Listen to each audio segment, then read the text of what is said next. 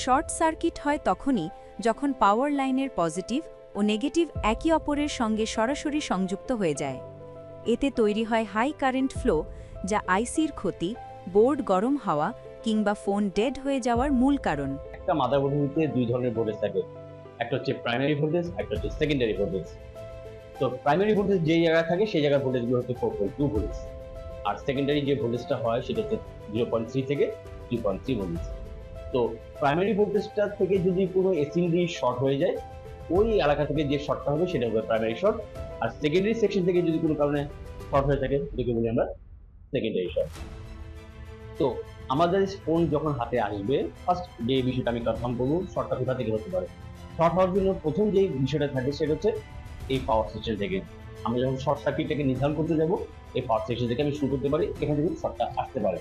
তো শর্ট যদি আসে তাহলে কোন এসএমডি গুলো আমরা চেক করব।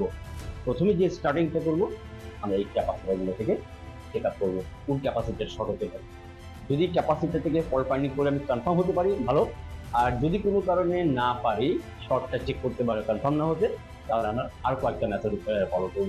সেই মেথডগুলোর মধ্যে যে মেথড হতে পারে, একটাকে হচ্ছে ফেস দিয়ে এটাকে নির্ধারণ করা যায়, ধোঁয়া দিয়ে করা যায়, স্মোক আছে, এখন নতুন একটা টেকনোলজি আছে, স্মোক দিয়ে করা যায়, স্পিনার দিয়ে করা যায়। যে কোনো মেথডে আমি করতে পারি।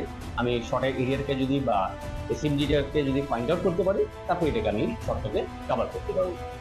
সঠিকভাবে শর্ট সার্কিট চিহ্নিত করতে পারলেই সম্ভব দক্ষ রিপেয়ার।